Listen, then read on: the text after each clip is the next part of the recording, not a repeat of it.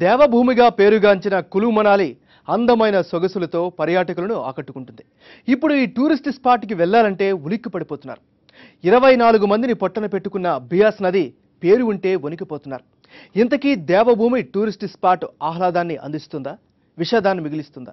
ఇక్కడ ప్రయాణం సురక్షితమేనా అన్న అంశాలను వెలికి తీయడానికి సాక్షి టీవీ 13,000 అడుగుల ఎత్తున ఉన్న రోహ్తాంగ్ వరకు ప్రయాణించింది. బియాస్ నది దుర్ఘటనతో కులు మనాలి టూర్ కిల్ మనాలిగా మారింది. నిత్యం వేలాది మంది పర్యాటకులు సందర్శించే ఈ ప్రాంతంలో ఎంతో మంది ప్రాణాలు కోల్పోతున్నారు. ఆ నేపథ్యంలో సాక్షి బియాస్ నది నుంచి రోహ్తాంగ్ పర్వతం 13,000 అడుగుల ఎత్తు వరకు తన ప్రయాణాన్ని ప్రారంభిస్తోంది. ఇక్కడ ఉన్నటువంటి ప్రత్యేక పరిస్థితులు ఏమిటి, ప్రమాదాలు ఏంటి, దానిపై ఇప్పుడు మీకు సమగ్ర కథనాన్ని అందిస్తోంది.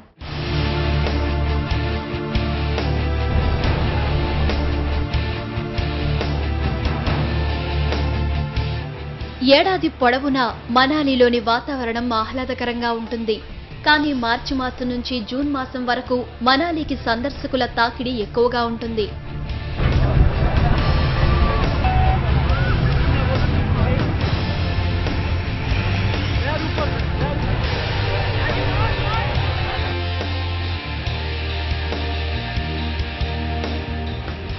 హైదరాబాద్ కు చెందిన విజ్ఞాన్ జ్యోతి ఇంజనీరింగ్ కాలేజ్ విద్యార్థులు విహారయాత్రకు ఈ స్పాట్ ను ఎన్నుకున్నారు. బియాస్ నదిలో ఫోటోలు దిగుతూ ప్రమాదవశాత్తు ఏకంగా 24 మంది ప్రాణాలు నీటిలో కలిసిపోయాయి.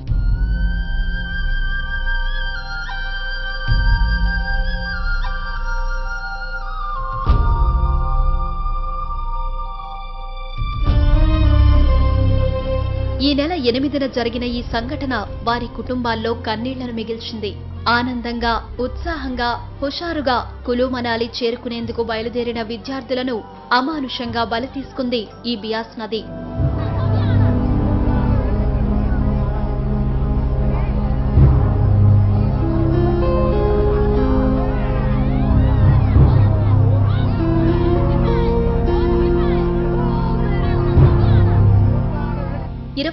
నెంబర్ జాతీయ రహదారిలో ప్రయాణిస్తున్న విద్యార్థులు ఘటనకు సరిగ్గా గంట ముందు ఆశాదీప్ హోటల్లో తాము తెచ్చుకున్న భోజనాన్ని తిన్నారు.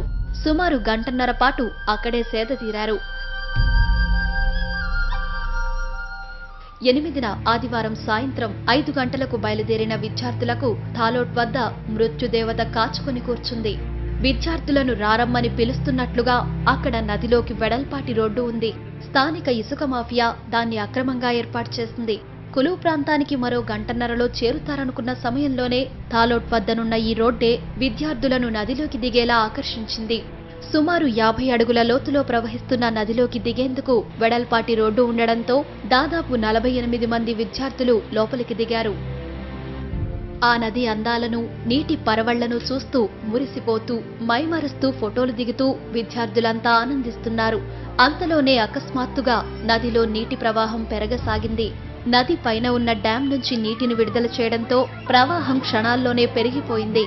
నది మధ్యలోనున్న 3 బండరాళ్లపైన ఉన్న విద్యార్థులంతా ఈ ప్రమాదాన్ని గమనించేలోపే ధాటిగా, భీకరంగా ప్రవహిస్తున్న నీటిలో ఒక్కొక్కరు పడిపోయారు. వారిని రక్షించేందుకు ప్రయత్నించే క్రమంలో మరికొందరు విద్యార్థులు కొట్టుకుపోయారు. సాక్షి న్యూస్, హిమాచల్ ప్రదేశ్.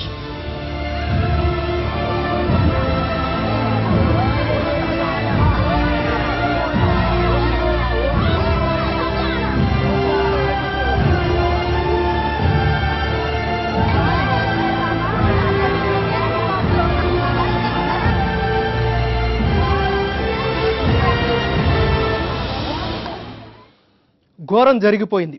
24 మంది విద్యార్థుల ప్రాణాలు నీటిపాలయ్యాయి. ఈ ప్రమాదానికి బాధ్యులెవరు? కాలేజీ యాజమాన్యమా? ఎలాంటి హెచ్చరిక చేయకుండా డ్యాంలోకి నీటిని వదిలిన అధికారుల? విద్యార్థుల పొరపాట? దర్యాప్తు నివేదిక ఏమంటోంది?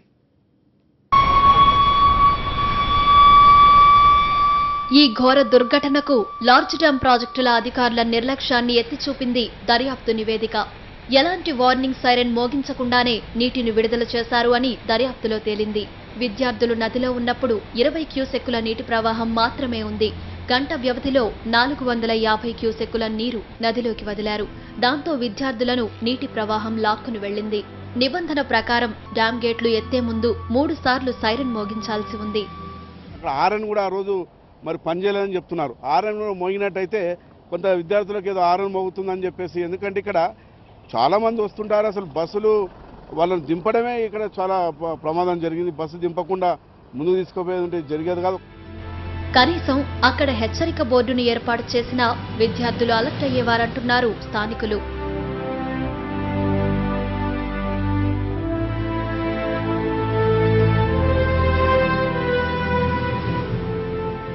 ఇక ఈ ఘోర దుర్ఘటనలో ఇసుక మాఫియా ఏర్పాటు చేసిన రోడ్డు ఓ కారణమే. నదిలో ఉన్న ఇసుకను తరలించేందుకు అక్రమంగా రోడ్డును నిర్మించింది ఇసుక మాఫియా.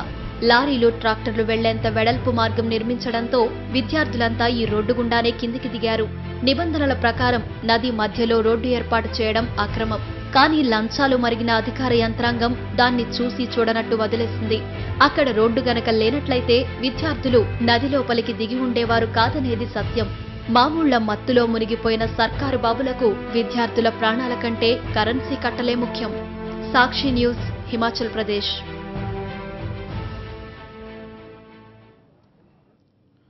ఇంతకీ హిమాచల్లో ఏముంది?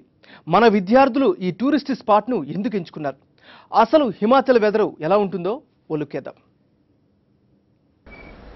హిమాలయ పర్వత పాదాల్లో నిలవైన ఈ హిమాచల్ ప్రదేశ్ అద్భుతమైన ప్రకృతి అందాలకు నిలువెత్తు నిదర్శనం.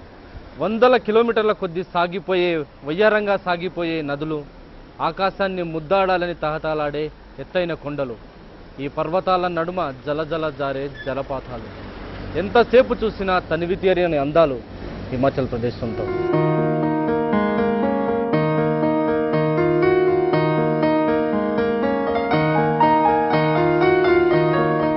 హిమాచల్ ప్రదేశ్ ని దేవభూమి అని పిలుస్తుంటారు. ప్రకృతి అందాలకు, రమణీయతకు ఇది మరో పేరు. అబ్బురపరిచే వ్యాలీలు, ఎత్తైన కొండల మధ్య సాగిపోయే హిమనీ నది ప్రవాహాలు ఇక్కడి ప్రకృతి అందాలు.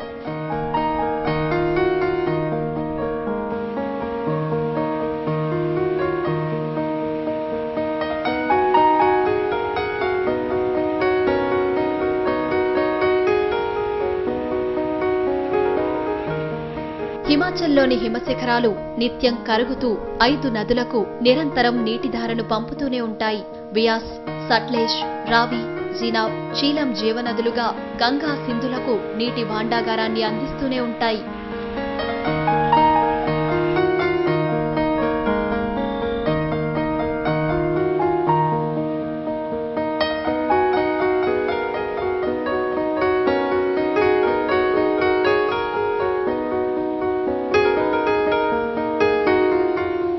వైవిధ్యమైన వాతావరణం ఇక్కడి ప్రత్యేకత. ఎత్తైన కొండలపైన వెన్నులో వణుకు పుట్టించే చలి, శీతాకాలంలో కొండలపై కురిసే మంచు కన్నుల పండుగ చేస్తుంది. వ్యాలీల నడుమ సాధారణ వాతావరణమున్నా చలికాలంలో మాత్రం ఇక్కడ బిగుసుకుపోవాల్సిందే. సాక్షి న్యూస్, హిమాచల్ ప్రదేశ్.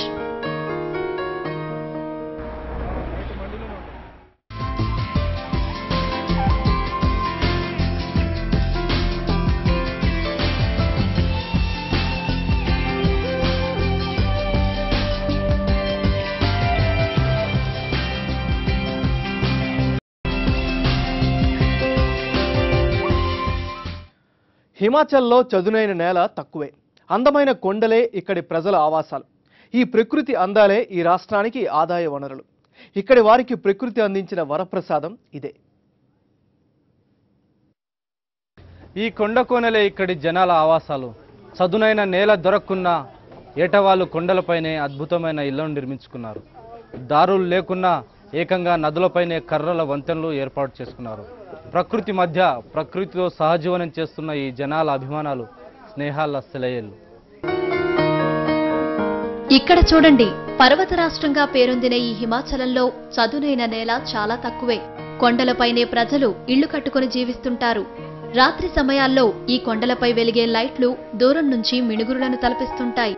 వైవిధ్యమైన వాతావరణమున్న ఈ రాష్ట్రంలో 67% భూభాగం చెట్లతోనే నిండి ఉంది. ఇలా ఈ కొండల మధ్య చెట్ల నడుమనే పక్షుల్లాగే చిన్న చిన్న పొదరిళ్లు కట్టుకుని జీవితం వెళ్లదీస్తుంటారు ఇక్కడి జనం.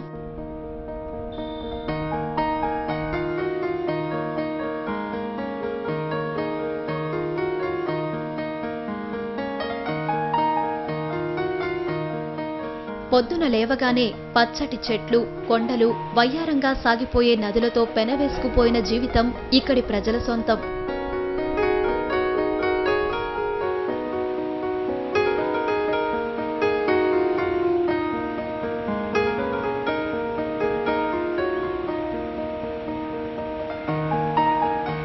వ్యవసాయం, దాని ఆధారిత పనుల్లో బిజీగా సాగిపోయే ఈ ప్రజల్లో ఆడవారు సైతం బాగా కష్టపడుతుంటారు. వ్యవసాయ పనుల్లో పురుషుల కంటే గొప్పగా మహిళలే పనిచేస్తుండడం విశేషం. సాక్షి న్యూస్, హిమాచల్ ప్రదేశ్. హిమాచల్లో రోహ్తంగ్ టూరిస్ట్ స్పాట్ ఓ అద్భుతం. మంచు కొండల్లో సైక్లింగ్, ట్యూబ్ రాఫ్టింగ్ చేయడం టూరిస్టులకు కొత్త అనుభూతిని మిగిల్చుతోంది.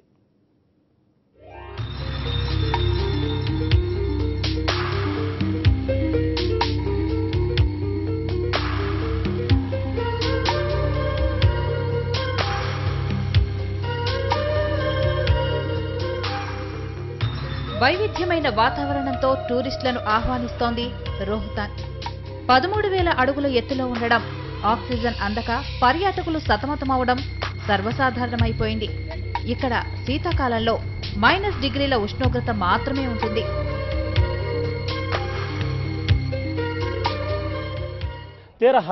फीट इट मीन्स कि 3,978 मीटर। और यहाँ पे जो मेन प्रॉब्लम होती है वो थोड़ा सांस का प्रॉब्लम रहता है, क्योंकि ऑक्सीजन लेवल यहाँ पे थोड़ा कम है। तो जो भी टूरिस्ट आते हैं यहाँ पे, मैं उनको यही बोलूँगा कि अगर जब रेस्ट करते हो टेक ए लॉन्ग ब्रीथ और नॉर्मल हो जाओगे। कोई ऐसा घबराने की जरूरत नहीं है सर। और आराम से, जैसे घबराते हैं कई लोग तो डिहाइड्रेशन होने का डर रहता है, ये चीज़ें जो है सांस लेंगे तो खत्म हो जाता है सर। రోహతాంగ్ పర్వతాన్ని ముద్దాడుతూ వెళ్తున్న మేఘాలు నిమిషం వ్యవధిలో వెదర్లో పలు మార్పులు చోటు చేసుకోవడం పర్యాటకులకు తీపి జ్ఞాపకాలు మిగులుస్తాయి.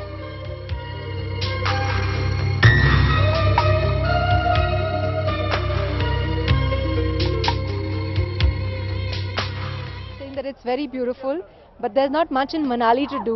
The only attraction in Manali, I think, is Rohtang Pass. We did a lot of games. We did the snowmobile, then we did the tube, then we did sledging, we did skiing. There's a yak. We can sit on the yak also. There's lots to do. And of course, I'm wearing this costume. This is not how I look otherwise. Traditional, yeah, the traditional costume of Manali. ఇక్కడికి చేరాలంటే fencing లేని రోడ్లు, ఇరుకైన దారుల గుండా ప్రయాణించాల్సి ఉంటుంది.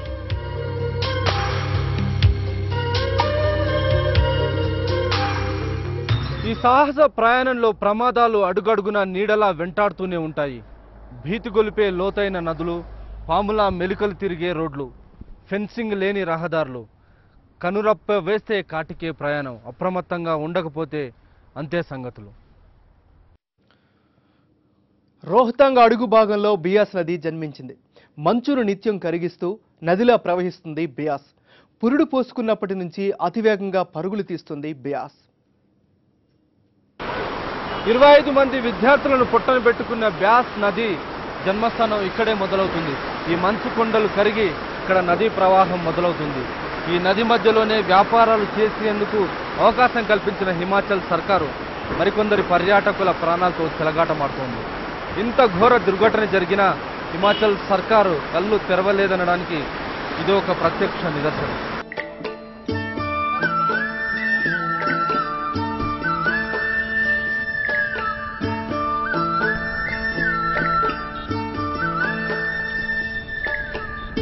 ఇది రోహ్తంగ్ పర్వతం అడుగు భాగంలో ఉన్న మరిహి ప్రాంతం. ఇదే బియాస్ నది జన్మస్థానం. మంచు నిత్యం కరుగుతూ ఇక్కడ నదిలా మారుతోంది. నది పుట్టుకలోనే చాలా వేగంతో ప్రవహిస్తోంది ఇక్కడ.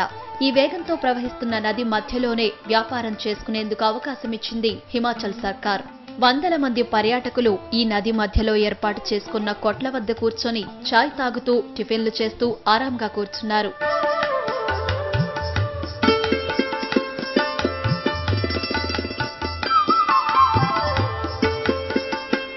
ఇంకొందరైతే నీళ్ల దగ్గరకు వెళ్లి ఫోటోలు దిగుతున్నారు.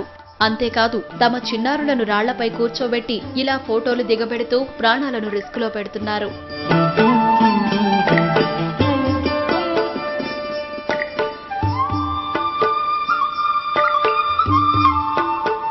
नहीं होता है हमें। पहले हम जब यहाँ आए थे, इन्होंने लोकल जो पर्सन है यहाँ के दुकानदार है, उन्होंने बोला था कि नदी के करीब जो है बिल्कुल नहीं जाना है। तो इन्होंने बताया कि इस यहाँ पे आप रुक सकते हो, सिर्फ इतना, इससे आगे नहीं आपको जाना चाहिए।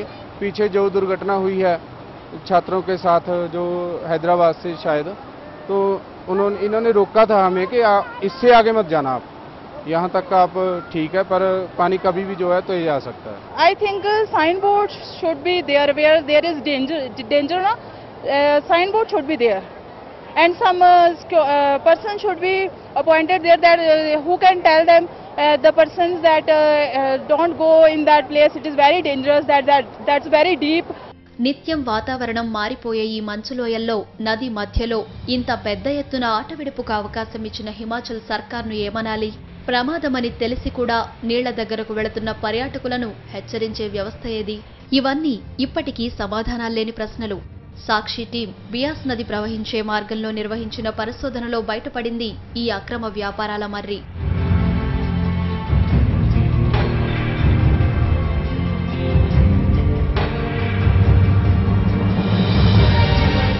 ఇలా నది మధ్య భాగంలో వ్యాపారాలు చేయడం ప్రమాదమని వ్యాపారస్తులకు తెలుసు. చూడండి సాక్షి ప్రశ్నిస్తుంటే ఆయన ఏమంటున్నాడో. आपको जो खतरा नहीं लगता है ये नदी के बीच में व्यापार करना, टूरिस्ट आते, अब तो देखा 25 लोग मर गए नदी के बीच में, तो पता है ऐसा लग रहा है आपको? नहीं सर, मेरा नदी से साइड ही है, इस तरफ को है मेरा ये वाला, और ये नदी वाले तो पीछे हैं। अगर अचानक पानी आए तो कैसा? हाँ जी, अचानक पानी आए तो डूब जाते हैं, सभी लोग बह जाते हैं। अचानक पानी आए तो हो सकता है, खतरा है ना सभी को, खतरा है। तो इसके लिए अब क्या कर रहे हैं आप लोगों को? साइड पे एक अच्छा स्टॉल्स बनाना है ना? ठीक है, साइड में बना देंगे सर, बने तो कारोबार चलते हैं। हाँ जी, बीच में भी नहीं, साइड में कर देंगे सर, इसको जो नदी के बीच में इसको साइड में कर देंगे।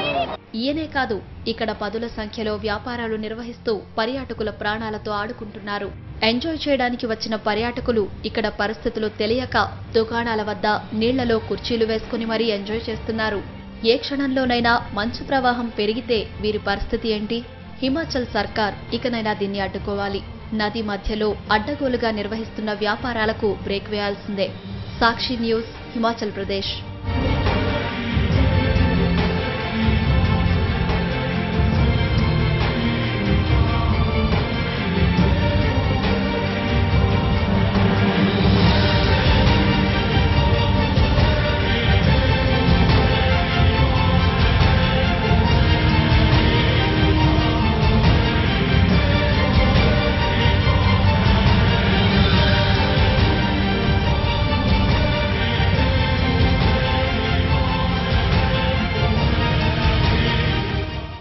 హిమాచల్ ప్రదేశ్ పాలకుల నిర్లక్ష్యం, అధికారుల అలసత్వంతో టూరిస్టుల ప్రాణాలు హిమనీ నదుల్లో కలుస్తున్నాయి. హిమాచలం ప్రకృతి సోయగాలతో పాటు బియాస్ నదిని తన కెమెరాల్లో బంధించాలి అనుకున్న తెలుగు విద్యార్థుల ప్రాణాలు నీటిపాలయ్యాయి. తల్లిదండ్రుల కడుపు కోత కూడా ఆ సర్కారు కళ్ళు తెరిపించలేదు. ఇంత జరిగినా ప్రకృతి ప్రేమికుల అడుగులు ఆ దేవభూమి వైపు పరుగులు తీస్తున్నాయి.